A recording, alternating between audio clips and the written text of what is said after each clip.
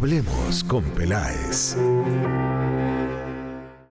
¿Qué tal, amigos? Les habla Jorge Hernán Peláez. Bienvenidos a otro capítulo más de Hablemos con Peláez, como siempre aquí en la señal del canal 1, libre como tú, siempre con personajes inspiradores. Hoy he invitado para comenzar un colega que nos va a ayudar a entender un poco más el tema del Mundial de Fútbol. El periodista deportivo Octavio Mora, que ha cubierto varios campeonatos, ha viajado por diferentes continentes. Octavio, bienvenido. Iniciemos comentando un poco cómo le pareció la convocatoria definitiva del técnico Néstor Lorenzo, que se dio a conocer a principio de semana. Octavio, ¿cómo le pareció? Hablemos con Peláez. Hernán, un respetuoso saludo para usted y para toda su audiencia en el Canal 1. Creo que no hay grandes sorpresas. Eso sí, siempre hay cuestionamientos porque se está llevando jugadores como Ospina, que ya tiene una determinada edad, está en el ocaso de su carrera. Había otros jugadores que se hubiesen podido elegir, que podían garantizar el relevo generacional, como por ejemplo Mier, incluso el arquero actualmente del Independiente del Valle, eh, Quintana, también era una buena opción. Siempre va a haber la inconformidad del aficionado, del periodista, del directivo en general, pero uno se pone a mirar el panorama general y no hay tampoco un gran territorio, un gran campo como para estar eligiendo otros jugadores. Tal vez la novedad es que eligió al Cucho Hernández en vez de Borré. Llama poderosamente la atención porque Borré siempre fue como el consentido del técnico en el sentido que se sacrificaba, iba a los costados, descendía a 3 cuartos de cancha, tenía capacidad de sacrificio, de recuperación, y siempre se le ponderó ese detalle a Borré. Pero resulta que dice el técnico Lorenzo que tiene mejor actualidad el Cucho con el Betis que Borré con el Internacional de Brasil. Eso suena bastante coherente, por supuesto, pero entonces no suena muy coherente con un jugador como Castaño, que no ha tenido muchos minutos con el River Plate. Entonces, si uno se pone a mirar detallitos, Jorge Hernán, pues se encuentra algunas incongruencias, pero en general yo creo que si usted pone a repasar los defensas, igual los mediocampistas, los delanteros, pues son los que mejor están actuando en sus respectivos equipos. Digo que no hay coherencia y no la principal virtud propiamente del técnico Lorenzo, en que si habla de presente, de actualidad, de mejor rendimiento, entonces, ¿dónde queda James Rodríguez, que ha tenido muy pocos minutos con el Minnesota, Jorge Hernán? De acuerdo, Octavio. De la lista solo está David Ospina como parte del fútbol colombiano, de Atlético Nacional. ¿Usted cree que había chance de pronto para algún otro jugador de Nacional o de Junior o de Santa Fe? Porque volvemos a quedar a expensas de todos los que trabajan en el exterior, en Europa, Brasil, Argentina, México. ¿Tan mal está el fútbol colombiano que no nos alcanza para tener, aunque sea un jugador de campo en la selección? Sí, se nota que en cuanto a jugadores de la liga local, el paladar es bastante exigente para el técnico Néstor Lorenzo. Pero uno se pone a escudriñar, incluso con lupa en mano, mi estimado Jorge Hernán, y no encuentra jugadores que sean unos verdaderos candidatos. Usted recuerda que cuando estaba con el Tolima Guzmán, ahora con el América que está lesionado, ese estuvo sonando en algún momento. Creo que lo alcanzaron a observar, a mirar. Ahora, los que están rendiendo son los jugadores ya mayores. Por ejemplo, Rodallega. Pero Rodallega acaba de tener un infortunio cuando no ejecutó acertadamente una pena máxima. Bueno, un lanzamiento desde el punto de pena máxima en la definición del tiquete a la final frente al Junior de Barranquilla. En un momento dado estuvo brillando Dairo Moreno. Teófilo también, entre líneas, pasa bien el balón, pero ya tiene 41 años. Y así entre los jóvenes tampoco veo uno que esté como deslumbrando, como lo hizo por pasajes, por algunos pocos partidos, Marino Inestrosa con el Atlético Nacional hace un par de temporadas. Creo que la liga queda corta y estamos en deuda porque el mejor termómetro para examinar el nivel del fútbol colombiano es la Copa Libertadores o la Copa Suramericana, y resulta que ni en un lugar, ni en el otro, ni en una copa, ni en la otra, hemos tenido una destacada actuación, apenas por ahí ganando uno que otro partido. La prensa internacional, Octavio, ha destacado a Luis Díaz como el mejor que tiene Colombia del Bayern Múnich. Está también Daniel Muñoz, que juega en la Premier. Y pongamos unos dos o tres más que están como en el primer nivel. Richard Ríos, de pronto el caso de Lerma. Pero atrás quedaron épocas en donde uno podía decir que prácticamente todas las selecciones estaban en equipos de primer nivel, cuando James Rodríguez estaba en el Real Madrid o cuando Falcao estaba en el Atlético de Madrid. Suenan lejanas aquellas épocas. ¿Es tanta la dependencia que tendríamos de la figura nuestra que Luis Díaz? Sí, yo creo, estoy de acuerdo con esa aseveración, con esa reflexión.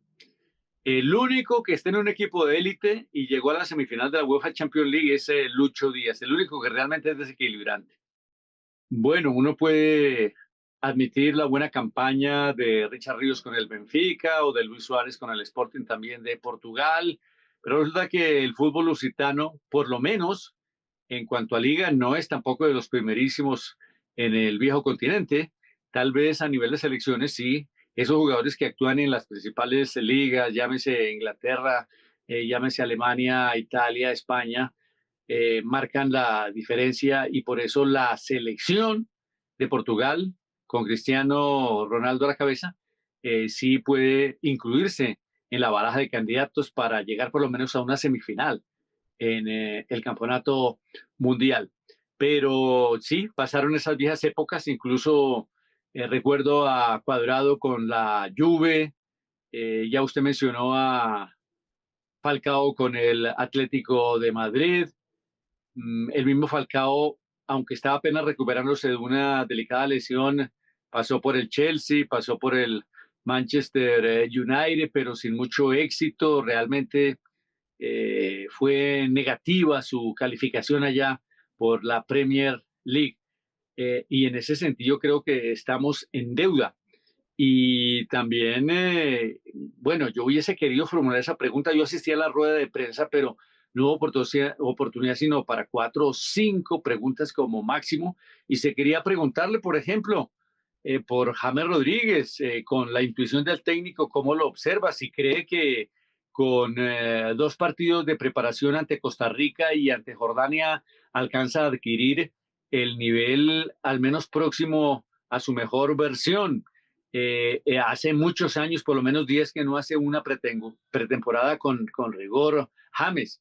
Y con esos partidos más entrenamientos, además confesó el técnico en la rueda de prensa que tuvo molestias musculares en uno de los entrenamientos que no eran intensos ni a alto ritmo en la ciudad de Medellín, en Guarne, para ser más preciso. Y yo sí le quería preguntar, ¿qué plan tiene usted? ¿Qué fórmula nos va a explicar en cuanto a variantes, en cuanto a sistema, en cuanto a nombres, en cuanto a jugadores que sean reemplazantes realmente de James Rodríguez y tener un módulo, tener un plan B distinto, no que la selección Colombia se edifique, se construya alrededor de James Rodríguez? Si James no está, entonces, ¿qué va a pasar? Mira la vergüenza que se experimentó frente a Croacia, equipo alterno, frente a la selección de Francia, equipo alterno. Realmente los suplentes nos desnudaron y nos pintaron la cara. Precisamente lo que usted está diciendo, y si uno tuviera que prescindir de James Rodríguez por lesión, expulsión o porque el técnico no lo quiere poner, tenemos tres alternativas que son Quintero de River Plate, Carrascal de Flamengo y el que recientemente acercan, que es Hernández del Betis. Creo yo que ese acercamiento de Hernández, justamente pensando en que sí le va a hacer falta a alguien al medio campo de Colombia, aunque Hernández juega un poco más adelantado, pero ¿usted qué haría, digamos, si tiene a esos tres y no puede jugar con James? Yo creería que hay que armar un equipo como lo demanda este fútbol moderno, que es de vertiginoso ritmo, de mucha intensidad, de despliegue físico, como dicen en el fútbol de Inglaterra, en la Premier League, el box to box, jugadores que vayan y vengan, así como de las cualidades de las condiciones de un Richard Ríos, ¿cierto? No necesariamente es una obligación incluir a uno de esos jugadores que románticamente llamábamos enlace o el número 10, el pasador entre líneas. No, si tenemos jugadores que sepan llevarle el balón, por lo menos compartir con los extremos, estos se pueden encargar de desbordar por los costados y marcar diagonales. Y se pueden asociar tranquilamente a los delanteros que pueden recibir de espaldas con un mediapunta y dejar en ventaja a un hombre en punta como a Suárez o como a Córdoba. Entonces, opciones hay, porque algo que sí va a predominar en el Mundial, por lo menos entre unas 8 o 10 selecciones, va a ser la intensidad, tipo Paris Saint-Germain, tipo Arsenal de Inglaterra. Van a haber muchos convidados de piedra, por supuesto que sí. Es que desde el año 1930, solamente 8 selecciones han logrado ganar el título. Y bien difícil que haya una novedad. Croacia se acercó en el Mundial de Rusia, fue finalista, estuvo de semifinalista en el Mundial de Qatar y es un equipo que no ha perdido el hambre y el deseo y la humildad. Ese equipo hay que tenerle cuidado, pero el título no pasa o de España, de Inglaterra, de Portugal, de Alemania. Por ahí puede estar. Veo en un escalón inferior a la selección de Argentina que ha ido disminuyendo, ha ido debilitándose. Ahora, ellos tienen una capacidad de lucha, un carácter muy especial que de pronto les haga tener resiliencia ya en esta recta final. Y Brasil la veo también medio en pañales. Hay buenos jugadores, pero no hay equipo. Y los europeos son mucho más compactos. Y de ahí en adelante, creo que usted algún día me lo mencionaba, es posible que Alemania termine goleando a estas jóvenes selecciones que han logrado su tiquete gracias a la generosidad de la FIFA. Entremos a ese tema, Octavio. 100 partidos, más de 100, 48 selecciones. Eh, Le voy a hacer una analogía como cuando usted va a un restaurante y le ofrecen esos almuerzos de coma lo que pueda, con 3 platos, 3 entradas, 5 postres, 5 sopas. Y yo creo que el hincha de fútbol va a quedar un poquito saturado. Es decir, no siento que la gente vaya a verse los 100 partidos, va a ser muy selectivo porque la primera ronda pues tiene una cantidad de partidos que prácticamente no tienen ningún interés, sino a esos países. Y a mi gusto yo creo que el tamaño del mundial se creció demasiado, se desbordó contra mundiales anteriores. ¿Cómo usted ve el tema del tamaño, la logística, 3 países, 100 juegos? No sé, me parece demasiado. Sí, yo creo que el gigantismo se llevó a niveles hiperbólicos, ha exagerado. Yo creo que es simplemente una manera de conseguir votos para mantenerse en el poder, en el caso de algunos directivos. Mm, es puro contentillo, es un término muy coloquial aquí en nuestro país. Realmente el torneo comienza cuando se comienza a decantar los octavos de final, por ahí más o menos. De resto, la primera ronda y los denominados 32avos, eso es a veces mucho, a ver, mi abuelita utilizaba un término, yo no sé si usted lo conozca, mucho ripio. Hablemos con Peláez. Momento de la primera pausa, ya regresamos con el resto de la nota con Octavio Mora aquí en Hablemos con Peláez. Hablemos con Peláez.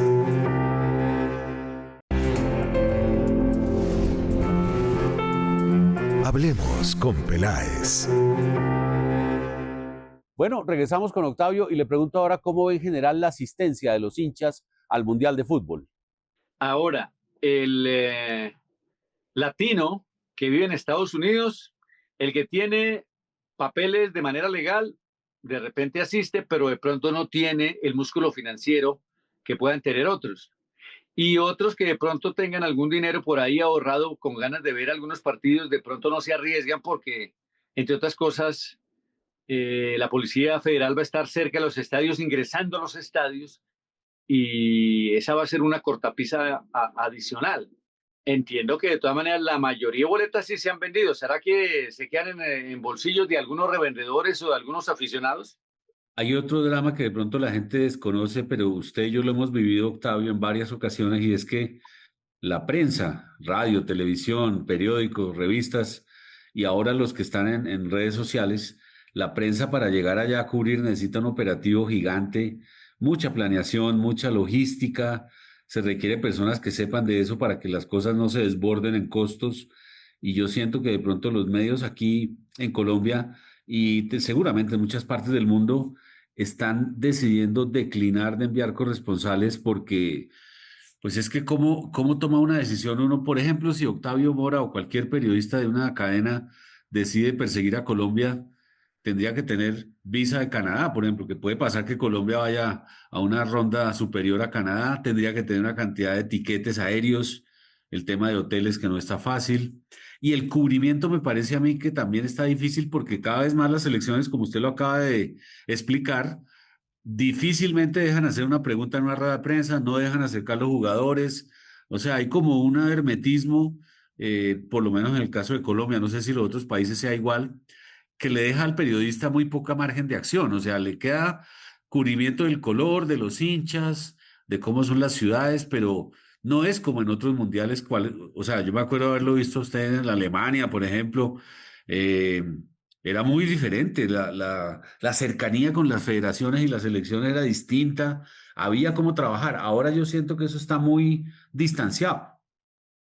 Cierto, cierto. Lo hemos experimentado en carne propia en las recientes Copas América, la disputada en el 2024 ahí en territorio de los Estados Unidos. En algunos estadios no le permitían a uno al lado del escenario realizar una presentación para televisión. Le tocaba a uno 200 metros distante del escenario, porque había personas de la seguridad privada que estaban vigilando muy rigurosamente y no permitían ese tipo de trabajo. En otra época, los que trabajamos en radio podíamos desarrollar nuestro trabajo en la sala de prensa con los colegas. Podía uno entrevistar a los periodistas de otras naciones, a los más destacados, a los más connotados. Digamos que uno tenía riqueza también con los exjugadores que posteriormente se convierten en analistas en distintos canales y le compartían a uno su visión, su perspectiva sobre los distintos juegos. Había una camaradería, era bastante agradable. Ahora es difícil en algún punto situarse para hacer una presentación en cámara o realizar un informe para la radio.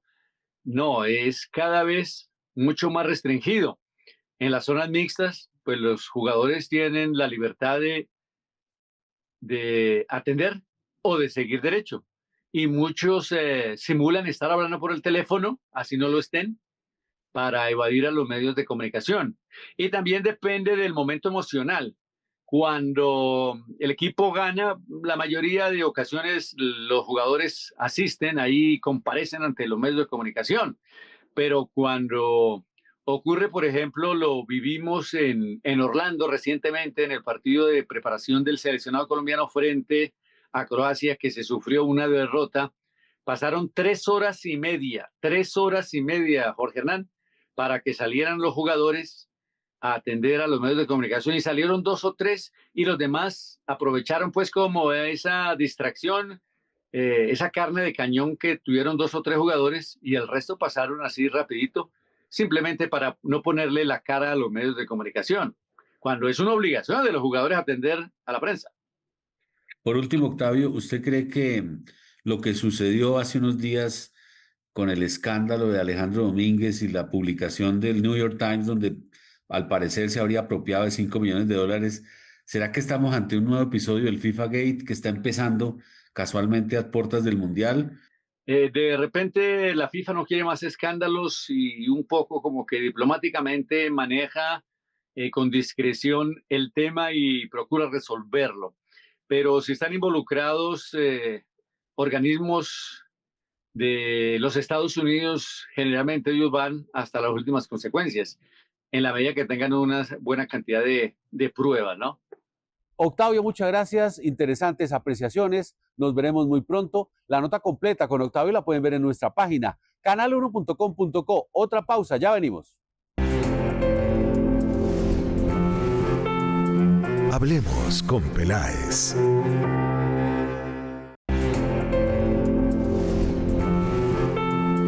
Hablemos con Peláez.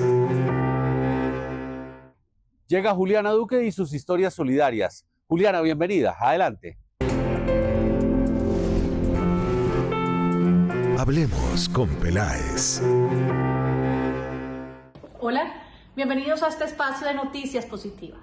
Y hoy me puse la camiseta de nuestros siguientes invitados porque queremos resaltar en Canal 1 esas marcas que trabajan con un propósito, esas marcas que transforman la vida de las mujeres en Colombia. Veamos en qué consiste este nuevo movimiento. Marce Wellness, bienvenida. Magia en tu ser es un momento único para ti, que es By Marce Saludable, anteriormente, ahora Marce Wellness. Es un adentramiento al ser, donde no solamente vas a descubrir tu verdadero yo interior, sino que también vas a descubrir cosas que ni tú mismo te las imaginas. Marce Saludable, hoy en día Marce Wellness tiene un propósito de sanar por medio de todos y cada uno de los productos. Hoy en día gotas, camelia, daucota, próximamente van a haber snacks y demás. Son productos que sanan desde adentro hacia afuera, que te llevan un propósito a lo que tú quieres en lo físico, pero también en el interior, porque recuerda que todo lo que va adentro es lo que reflejas en tu exterior. Gracias a todas y cada una de las personas que se permitieron estar en este momento tan increíble. Es un momento con mucho amor para su ser, para su interior, para sanar, para conocerse cada vez más y salir un rato de la rutina. Felicitaciones por marcas con conciencia como esta que transforman el mundo. Esto es todo por hoy. Nos vemos dentro de 8 días con más noticias solidarias. Chao. Hablemos con Peláez. Juliana, gracias. La próxima semana más historias solidarias. Y ahora nos vamos con una gran noticia. Colombia y Suecia han firmado unos convenios de los cuales nos va a hablar Yasmín Maya. Ella representa la firma Business Sweden, que junto con la Embajada de Suecia colaboró con esta iniciativa. Suecia y Colombia se conocen desde hace mucho tiempo. De hecho, llevamos más de 150 años construyendo una relación basada en la confianza, el respeto mutuo y una colaboración económica e industrial que ha sabido perdurar en el tiempo. Esta historia compartida nos ha enseñado algo muy valioso. Cuando trabajamos juntos podemos avanzar en soluciones que van mucho más allá del corto plazo. Es ahí donde coincidimos en algo fundamental. Queremos avanzar con hechos concretos en temas que importan profundamente a ambos países, tales como la innovación, el desarrollo y las oportunidades económicas. El día de ayer esta relación se formalizó con la firma del Memorando de Entendimiento entre ProColombia y Business Sweden, con la finalidad de crear en conjunto el Business Forum entre ambos países. Esto no se trata de un evento más en la agenda, sino como una plataforma de alto nivel pensada para trabajar de manera estructurada entre gobierno, empresas, academia y sociedad civil. La idea para nosotros es muy clara. Queremos pasar del diálogo a la acción y de las buenas intenciones a resultados concretos. Este foro nos va a permitir enfocarnos en sectores clave para el futuro de Colombia y Suecia, como son la energía, la minería, la movilidad, la infraestructura, la salud y la digitalización. Todo esto con una mirada transversal en sostenibilidad, innovación y transformación digital. No como conceptos abstractos ni como requisitos, sino como verdaderos motores de competitividad, crecimiento y bienestar. Desde Suecia nosotros vemos un enorme potencial en estos sectores. Estamos convencidos de que juntos podemos desarrollar soluciones de alto impacto y, por supuesto, la ambición desde nuestro país es construir una alianza estratégica a largo plazo, que se oriente al crecimiento sostenible, a la competitividad futura de ambos países. Y esta plataforma, que es el Business Forum, va a generar oportunidades de inversión, alianzas estratégicas, proyectos piloto, intercambio de conocimientos y una cartera de iniciativas y avances desde la conversación hasta la implementación. Para cerrar, quisiera decir que esta relación centenaria no va a mirar solo al pasado, sino sobre todo al futuro. Con el Business Forum realmente reafirmamos la convicción de que el futuro de ambos países está conectado, basado en la confianza, visión de largo plazo y la voluntad de trabajar juntos para enfrentar los desafíos comunes. Otra cápsula empresarial más aquí tiene que ver con educación y el BBVA. Vean las becas que ha lanzado el banco BBVA. Hoy tenemos una muy buena noticia que compartir con los investigadores y los creadores literarios y de artes escénicas en Colombia. Llega por primera vez al país el programa Becas Leonardo, una iniciativa de la Fundación BBVA en España que por primera vez llega a América Latina y este año llega a Colombia con 5 becas de hasta $50.000 para impulsar proyectos de investigadores y creadores literarios y escénicos en diferentes categorías. Los interesados podrán inscribirse a las 3 categorías que estarán abiertas en Colombia: ciencias de datos, ciencias de la computación e inteligencia artificial, tecnologías limpias y biodiversidad, y creación literaria y artes escénicas. La convocatoria estará abierta desde 22 de junio hasta el 31 de agosto y podrán postularse los investigadores y creadores literarios y de artes escénicas entre los 30 y 45 años que cuenten con un proyecto de investigación que pueda realizarse entre los 12 y 18 meses siguientes. Quienes estén interesados pueden consultar toda la información en la página redleonardo.es, donde podrán encontrar no solamente toda la información del programa Becas Leonardo, sino además podrán conocer los perfiles de los ganadores. Hoy ya son 700 profesionales que hacen parte de esta comunidad que han ganado esta beca y que hoy conforman una red de profesionales que han logrado impulsar sus carreras y sus proyectos de investigación gracias a haber hecho parte de esta iniciativa. Así que la invitación es a que se inscriban antes del 31 de agosto y puedan hacer parte de esta primera versión de Becas Leonardo de BBVA en Colombia. Invitamos ahora a la presidenta ejecutiva de Profamilia, Marta Arroyo, que nos cuenta detalles de una reciente iniciativa. Bueno, Hágale es el programa que será liderado por Profamilia durante los próximos 3 años, financiado por el Fondo Mundial y cuyo enfoque será darle un manejo integral a la respuesta del VIH en Colombia, con un enfoque especial en poblaciones vulnerables. Es absolutamente crítico trabajar en un programa como este porque durante muchos años el acercamiento ha sido desde el temor, desde el miedo, y eso lo que ha generado ha sido precisamente que una cantidad de población no tenga acceso a un tratamiento adecuado de acuerdo a lo que tienen. Este programa precisamente lo que busca es salir del estigma, alejarnos del miedo y poder brindar una respuesta técnica y humana a la población que así lo necesita. Para Profamilia, una organización que a lo largo de 60 años ha luchado, defendido por el libre ejercicio de los derechos sociales y reproductivos, un programa como este es absolutamente crucial porque detrás de esa mirada de atención integral y respuesta al VIH está no solamente lo que es una atención con un enfoque en lo biomédico, sino también en ese trabajo con las comunidades y también en esa respuesta desde lo humano, desde la sexualidad. ¿Cómo podemos ver todo este tipo de condiciones y de situaciones que afectan a las poblaciones vulnerables o a poblaciones claves desde una sexualidad responsable, desde contar con herramientas para la toma de decisiones, desde todo ese concepto de educación integral en la sexualidad? Entonces, esa es la organización que consideramos está mejor preparada porque nuestro acercamiento ha sido siempre ese, una excelencia médica con calidad, con oportunidad, con un libre acceso, pero también siempre acompañado de ese trabajo con las comunidades, con la sociedad entera para poder aportar y así poder contar con el mejor programa posible. Llega el momento de las cápsulas empresariales y nos vamos con Bulova. Desde el punto de crecimiento de una marca relojera en el lujo asequible, podemos mencionar que Bulova ha sabido posicionarse cada vez más en el desarrollo de una categoría de producto de entry level o una categoría de introducción de precio con un buen diseño, producto, calidad y acabados.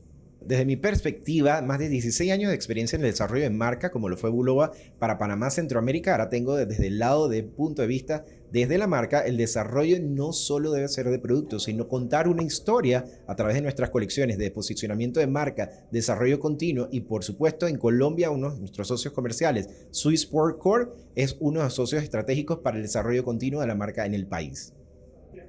Bueno, uno de los desafíos es que Bulova es una marca americana con más de 150 años de historia y tradición. Hace ya 6 meses hemos creado la filial de Citizen Latin America Corporation en Panamá, donde ahora tenemos una visualización de desarrollo de estrategia de marca directo para la región de LATAM, y eso es por eso que nos ha llevado a potenciar mucho todo lo que es la industria de la región latinoamericana y la relojería. Grandes festivales, grandes eventos y acontecimientos que hemos sido parte durante estos últimos 10 años para Latinoamérica. Seguimos creando una vitrina de exposición de marca donde conectar con una audiencia real nos hace ser parte de ese ADN y contar historias, no solo belleza, sino lifestyle, moda, tecnología, y llevar y conectar esa audiencia con nuestro ADN de la marca en general.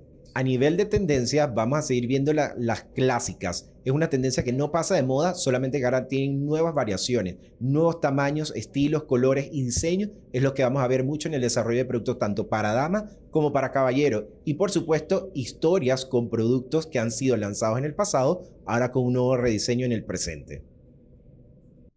Y otra cápsula empresarial más aquí con la compañía Nuvant. Bueno, lo primero que hay que entender es que esto no es un tema coyuntural, es un tema de fondo y un tema, digamos, definitivo en la industria textil. Es lo que estamos viendo.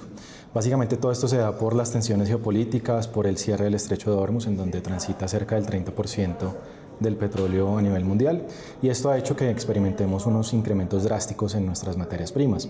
En plastificantes hemos tenido incrementos hasta del 100%, en filamentos del 40%, y digamos, sumado a estos incrementos, la dificultad es que no podemos transmitir esto en la misma velocidad a nuestros clientes.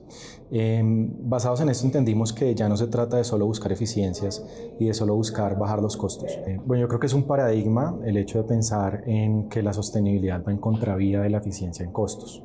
En Nuvant hemos tenido una inversión de cerca de $36 millones en tecnología, lo que nos ha permitido operar con el 100% de la energía renovable de manera certificada. Reutilizamos el 80% del agua en nuestro proceso productivo y cerca del 88% de los residuos se aprovechan. Digamos que esto es una muestra de que no va en contravía, de que de hecho la sostenibilidad hace y puede llegar a hacer los productos y los procesos mucho más eficientes y más eficaces. Además, desde el Departamento de Innovación de Productos siempre estamos explorando iniciativas que le gusten al mercado, pero que al mismo tiempo tengan un componente social y sostenible de gran envergadura, como es el caso de piel de café, en donde reutilizamos y usamos cáscara de café para el proceso productivo, y aparte de eso tenemos una labor social con madres cabezas de hogar que hacen que el producto sea mucho más llamativo para el mercado. Y ahora vamos a hablar de tecnología con Fernando Silvestre, de la firma EPAM. Fernando, bienvenido. En EPAM vemos que la verdadera ventaja que se puede obtener de la IA está principalmente orientada a la aplicación de la tecnología. Muchas veces hemos visto cómo salen nuevos agentes al mercado, nueva tecnología disponible que realmente está generando una transformación importantísima. Pero vemos que en las empresas lo que realmente genera esa transformación tiene que ver con su uso, con su aplicación. Aquí vemos que hay siempre una complejidad por resolver que no solamente trata de la tecnología, trata de combinar a los procesos de negocio con la organización, las personas y obviamente la adopción de la tecnología. Y la diferencia está en cómo se implementa, cómo realmente se puede sacar el máximo provecho en esa última milla que es la que genera la ventaja competitiva que tanto se busca.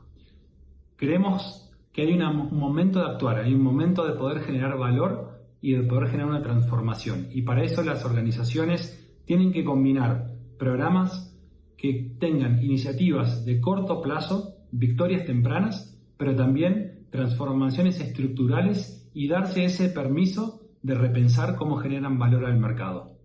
Estoy seguro que este es el momento de poder aprovechar toda esta ventaja, tomar una ventaja diferencial y generar cambios que reposicionen a cada organización en su mercado. Recuerde que todas las notas las pueden ver en nuestra página canal1.com.co. Otra pausa, ya venimos. Hablemos con Peláez.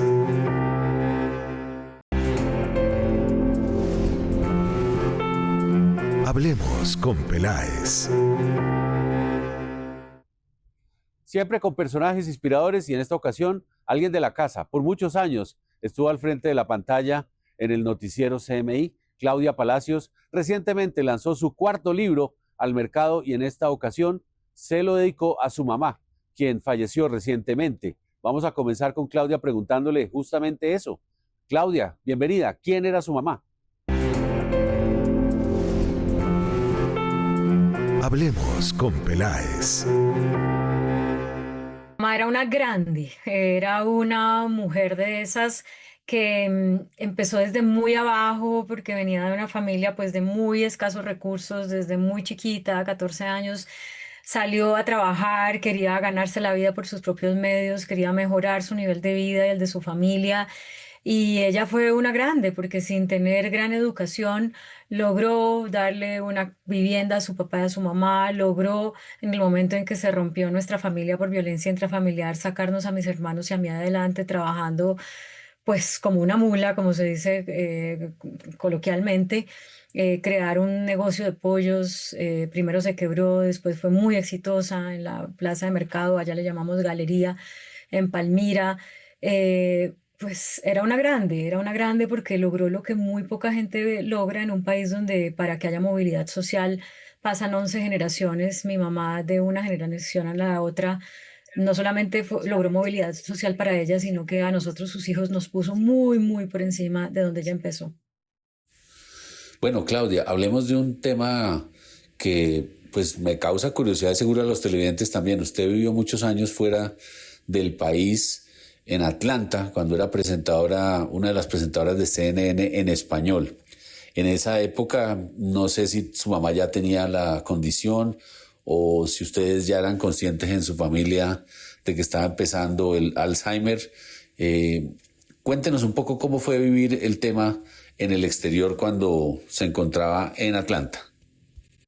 No, pues es que Jorge Hernán, cuando yo me fui, mi mamá me hizo el favor de irse conmigo y así empiezo justamente el libro. El libro es un libro de conversaciones con mi mamá, más 3 entrevistas en profundidad. En esas conversaciones con mi mamá, la primera es cuando yo le cuento que me salió una oferta para trabajar en Estados Unidos y ella me dice, y yo le digo, pero pues no sé si la puedo aceptar o no, porque ¿quién me va a cuidar a Pablo? Pablo era muy chiquito, tenía 3 años.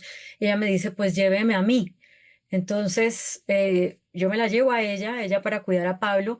Nosotras ya no vivíamos juntas porque yo me vine a los 15 años de Palmira para Bogotá y cuando volvemos a vivir juntas, que es en Atlanta, que vivimos juntas un año, yo empiezo o sea, chocamos muchísimo porque, bueno, primero porque ya nos habíamos desacostumbrado a vivir juntas.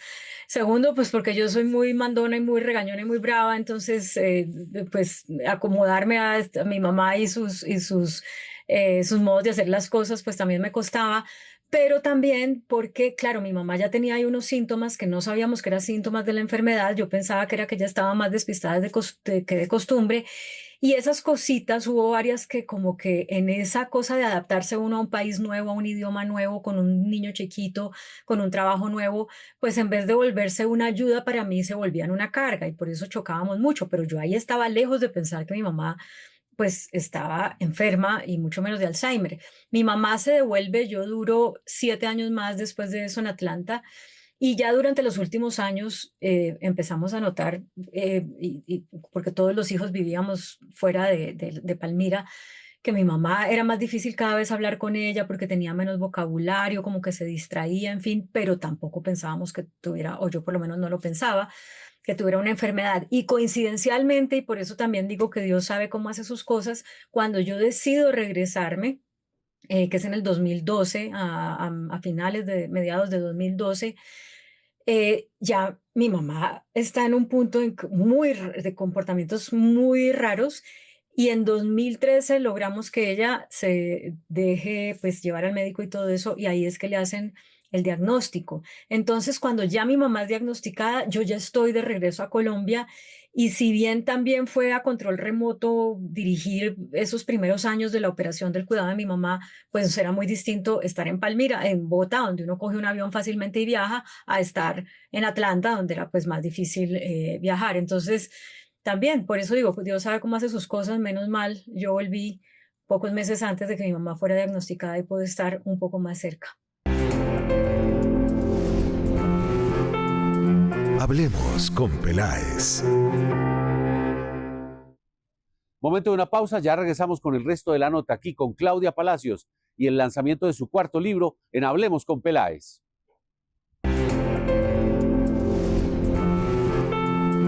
Hablemos con Peláez.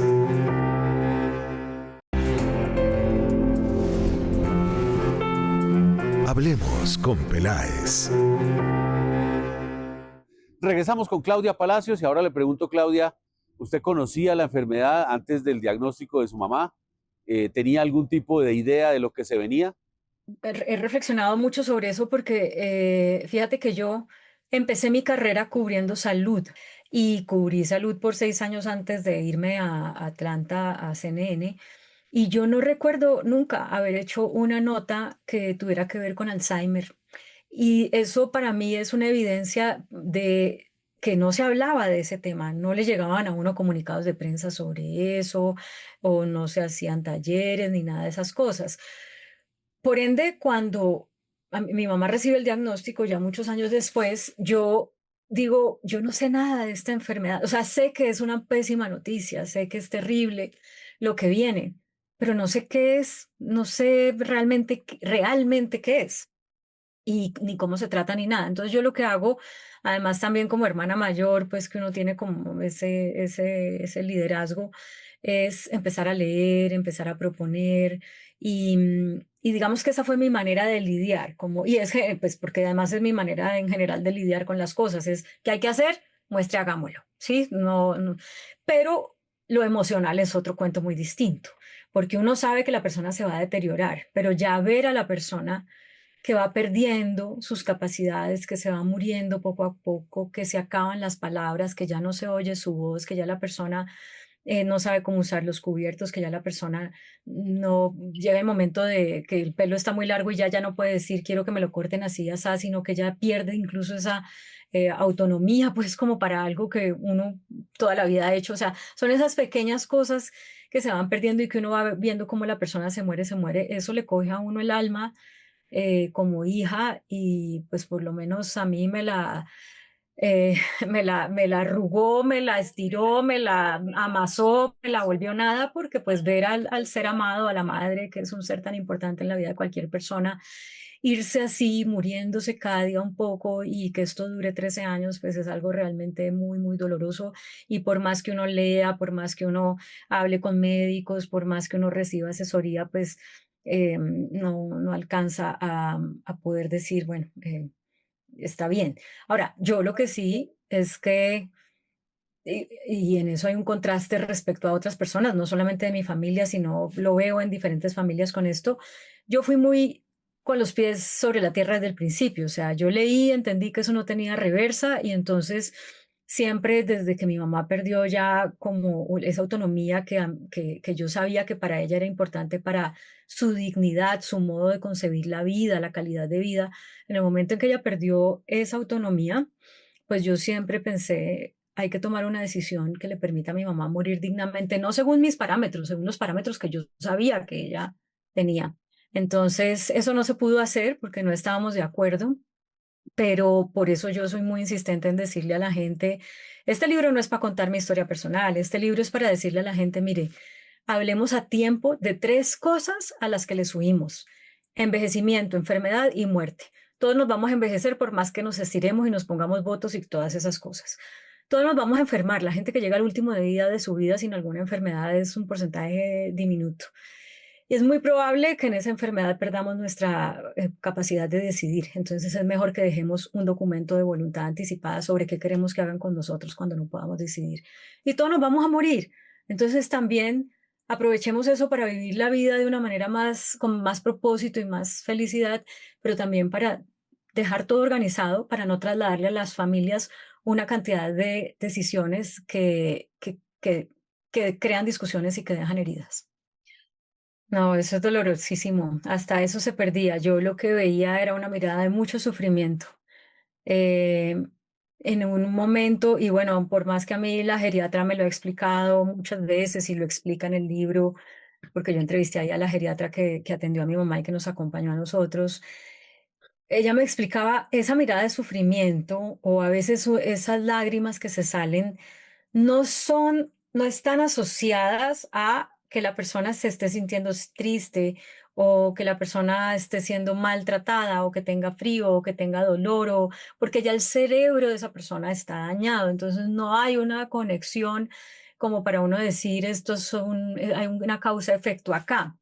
Pero de todas maneras es muy doloroso pues ver ese sufrimiento, y sobre todo porque el cuerpo se va consumiendo, la persona va quedando pues en sus huesitos, entonces es también es un estado cadavérico, y eso pues es impactante. Yo alcancé a sentir que mi mamá tenía conexión conmigo, no sé, tal vez los primeros mm, 5 o 6 años de su enfermedad. De ahí en adelante, fueron 3 en total desde el diagnóstico, que de ahí en adelante ya no sentía esa conexión, y que ya no respondía como a veces cuando yo llegaba ella ya no podía hablar, como que se le iluminaban los ojitos, y las cuidadoras le decían, mire, llegó Claudia, su hija, y entonces ella como que hacía así, pues no sé si por el tono en que se lo decían o porque me veía y me reconocía, pero eso también se fue apagando, y eso es muy triste. Hay mucha gente en el mundo, Claudia, que actualmente está utilizando herramientas de inteligencia artificial para de pronto grabar a sus familiares y que quede una voz o que quede un texto. Y hay gente que pues ha tenido problemas de salud y ha tratado de buscar la manera de dejar unos recuerdos. ¿Usted tuvo la oportunidad de hacer eso? ¿O cuáles recuerdos ya le quedan a usted de su mamá más allá del libro? Bueno, ahorita uno tiene la vida metida el archivo de la vida metido en el celular, ¿no? Este celular que tengo ahora, que estamos en 2026, tiene fotografías desde 2014. Entonces, claro, mi mamá ya había sido diagnosticada, pero todavía tengo, por ejemplo, bueno, tengo muchas fotos, pero tengo fotos de la última vez que ella vino a Bogotá, que fue una época en que le celebramos su cumpleaños, incluso subimos a Monserrate. Ella era muy buena caminante, y a pesar pues de la diferencia de altura y todo eso, subió súper bien, bajó súper bien. Bailamos, le llevamos un trío de serenateros, y bailamos y bailamos. Ya ella pues no tenía el ritmo de otras épocas, porque ya la enfermedad pues también había afectado esa capacidad, pero de todas maneras se veía muy feliz. Entonces, por ejemplo, esos recuerdos están ahí, y entonces pues yo los veo, me sirvieron mucho para cuando estaba escribiendo el libro, porque como digo, son conversaciones, entonces también me sirvieron como para escoger los momentos para recrear esas conversaciones. Y pues sí, de vez en cuando los veo, a veces me hacen poner muy triste, a veces me hacen poner muy alegre. ¿Hay alguna posibilidad que a usted también le pase o a sus hermanos heredar este tipo de situaciones? Claro, es que eso es parte de lo que uno piensa. Mira, cuando mi mamá fue diagnosticada en 2013, uno de los asuntos que yo quise atender fue, oiga, yo quiero saber si a mí esto me puede dar. Y entonces me hicieron todos los exámenes neuropsicológicos y el escáner que le hacen a uno en el cerebro y demás. Y pues la médica en su momento me dijo, pues usted está haciendo esto por tranquilidad suya, pero tenga clarísimo que esto no quiere decir, aquí no podemos decirle si le va a dar, pero tampoco podemos, mejor dicho, de pronto sí le da y de pronto no le da, al margen de lo que salga en estos exámenes. Hablemos con Peláez.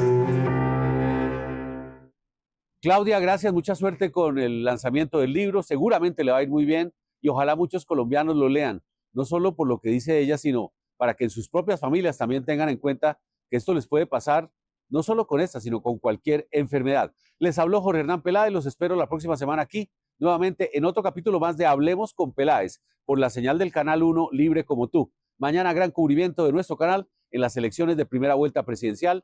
Vayan a votar temprano, voten por el que quieran, pero voten, que es parte importante de nuestra democracia, la expresión de la gente. Nos conectamos mañana con esa gran transmisión aquí en el Canal 1 para ver los resultados de primera vuelta. Y nosotros nos vemos la próxima semana aquí en otro capítulo más de Hablemos con Peláez. Sigan con la programación de nuestro canal y feliz fin de semana para todos. Hablemos con Peláez.